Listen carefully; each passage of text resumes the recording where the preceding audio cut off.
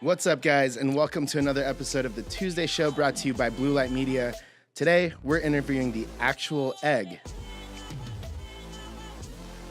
What's up, guys? Unfortunately, the egg that broke the internet had to bounce and didn't want to stay for the interview. I think he just got a little too excited. But today we wanted to talk about Beyond Meat. And if you're not familiar with Beyond Meat, it's an incredible company that's creating an alternative to beef, chicken, things like that. And I gotta say, Tim, you know you're doing something right when your job is eating a cheeseburger for breakfast. 100. Yeah. I'm so excited right now. So, what do you think? Should we just take a bite of it and then Let's do our it. analysis? Yeah, Right, well, cool. only one way to find out. One of them is real meat. Really? One of them is real meat, one of them is not. Okay, you can't do that to me. Have you ever done a cheeseburger cheers? I have, and let's do it. All right, cool. Cheers. It's so good. Mm. So, I'm not going to eat this whole thing on camera, even though I probably could. This is a great alternative, especially It is for good. people who aren't necessarily like vegan or anything like that, but they need that alternative, which kind of speaks to you, right? And why you wanted to bring it on today. Yep, absolutely.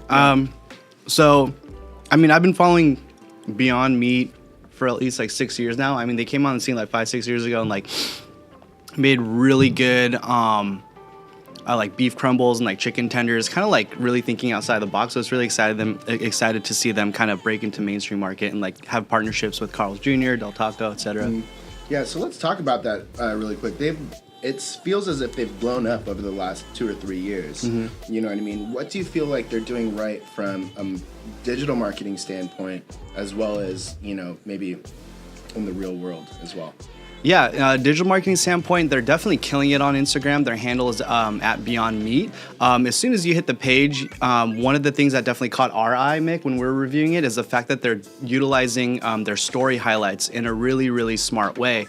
You know, the first highlights that you see on their page is their partnership with Carl's Jr., Del Taco, and everywhere else that they're actually currently being served, which I think is incredibly smart. Yeah.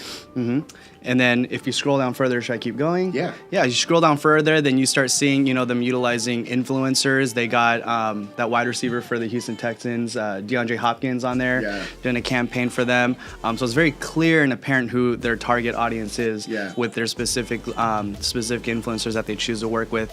And then going down further, they do collaborations. I mean, they're definitely up on their social media holiday calendars with National Cookie Day. I mean, you wouldn't really expect that from a vegan meat company, but they do partnerships with, you know, like vegan cookie dough brands, and they do looping within their campaign posts, right? So it's like you see them loop back to their profile from their collaborators page and so forth. So what we can take from that really is like they're utilizing the right influencers. It's super clear that they're speaking to males. They have Carl's Jr., they have Del Taco. I know that I'm a frequent customer of both these restaurants. But in addition to that, they're also using influencers that speak to their demographic, which isn't necessarily like an Instagram model. I just burped up cheeseburger. Which isn't necessarily like an Instagram model or like the vintage Carl's Jr. ads with, you know, with those types of celebrities. But they're taking people that really resonate with, you know, the sports community, the male-dominated community, by selecting the right influencer, right? Absolutely. Yeah. Can you talk a little bit about placement too? I mean, you mentioned yesterday where you actually found this, and I thought that was really interesting.